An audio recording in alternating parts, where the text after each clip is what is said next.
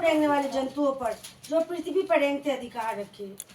तो परमेश्वर ने मनुष्य को अपने स्वरूप के अनुसार उत्पन्न किया, अपने ही स्वरूप के अनुसार परमेश्वर ने उसको उत्पन्न किया, नर और नारी करके उसने मनुष्यों की सृष्टि की।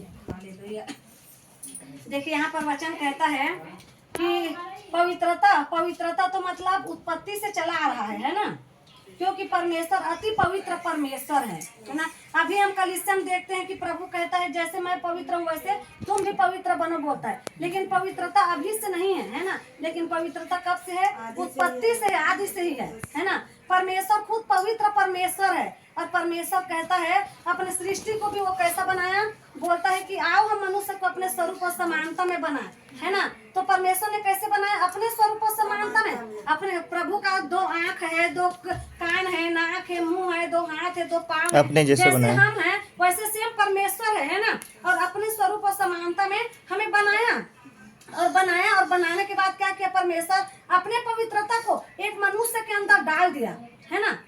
पवित्र देखो, जब तक एक व्यक्ति आप पवित्र है, दूसरे व्यक्ति पवित्र नहीं रहेगा तो आप एक साथ नहीं चल सकता है ना। एक संगति एक साथ नहीं हो सकता है, क्योंकि एक सिधाई के साथ चलने वाले आदमी और चोरी करने वाले आदमी एक साथ नहीं चल सकता है ना। वैसे ही परमेश्वर ने जब एक मनुष्य को, आदम को जब बनाया तो अपने स्वरूप और समानता में बनाया, अपने पवित्रता में उसको बनाया, अपने पवित्रता उसके अंदर डाला। और जब पवित्रता उसके अंदर डाला तो वचन कहता है कि वो समुद्र की मछलियां और आकाश के पक्षियां और घरेलू पशु, मतलब प्रभु कहता है, देखो परमेश्वर ने पहले क्या कहा, बोला, है ना, आओ हम मनुष्य को अपने स्वरूप और समानता में बनाएं। उसके बाद तो कहता है कि वो सारे आकाश के, पृथ्वी के, समुद्र के सारे जीव जंतु पर क्या रखेगा? अधिकार रखेगा। लेकिन परमेश्वर यह मनुष्य को बनाया नहीं है ना। वो बोल रहा है, सिर्फ अपने मुंह से मतलब सम्मति कर रहा है, तीनों पिता पुत्र पवित्र आत्मा सम्मति कर रहा है कि आप मनुष्य को अपने स्वरूप और समानता में हम बनाएं। जब हम अपने स्वरूप और समानता में बनाएंगे तो आकाश के पक्षी, समुद्र की मछली, पृथ्वी के सारे जीव जंतु पर क्या रखेगा? अधिकार रखेगा, है ना। देखिए आपके अंदर अगर पवित्रता नहीं है तो आप किसी चीज पर अधिकार नहीं रख सकता है ना। लेकिन यहाँ पर हम 27 में देखते हैं कि परमेश्वर ने मनुष्य को अपने स्वरूप में, अपने समानता में एक नर और नारी करके बनाया, है ना। परमेश्वर ने क्या किया है? हम 27 में देखते हैं कि परमेश्वर ने नर और नारी करके यहाँ पर बना दिया है ना। हम दूसरा अध्याय में तो परमेश्वर ने वर्णन किया कि मनुष्य को हम कैसा बनाया है परमेश्वर ने, है ना, मिट्टी से बनाया है कि किससे बनाया है, उसका वर्णन किया है। लेकिन हम 27 में पढ़ते हैं कि परमेश्वर ने मनुष्य को अपने स्वरूप और समानता में ऑलरेडी बना दिया, है ना, और बना के उसको अधिकार दे दिया ताकि वो सारे सृष्टि पर क्या रखे? अधिकार रखे, है ना। तो वो परमेश्वर ने क्या किया? अपने पवित्रता, जैसे परमेश्वर आकाश और पृथ्वी पर अधिकार रखता है, सारे सृष्टि पर अधिकार रखता है ना, वैसे ही परमेश्वर ने अपने पवित्रता किसके अंदर डाला? आदम के अंदर डाला, है ना।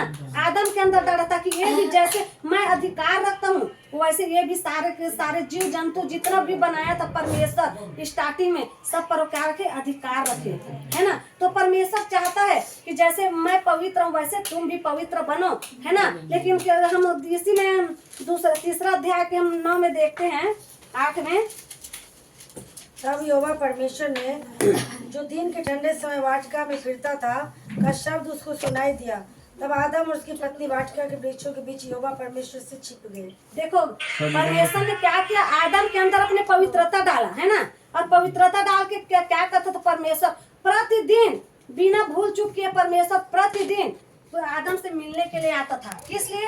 क्योंकि आदम पवित्र था, है ना, परमेश्वर पवित्र था। और दोनों पवित्रता में होने के कारण परमेश्वर आदम से प्रतिदिन मिलने के लिए आता था, है ना।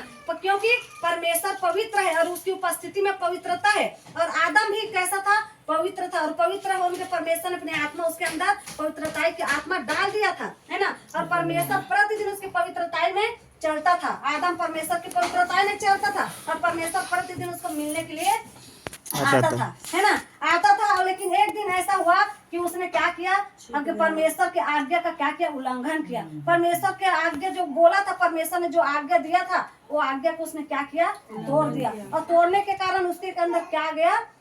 अपवित्रता। अनाज्ञाकारिता, अपवित्रता आ गया, है ना। और अपवित्रता आने के कारण देखो, मनुष्य जब कोई पाप करता है तो उसको अपने आप में उसको एहसास नहीं होता है कि मैंने पाप किया है ना। लेकिन जब वो प्रभु की उपस्थिति में आता है तो व्यक्ति को एहसास हो जाता है कि हाँ मैंने पाप किया है ना। क्योंकि परमेश्वर की पवित्रता के सामने, उपस्थिति के सामने आप अपने कोई पाप को छिपा नहीं सकता है ना।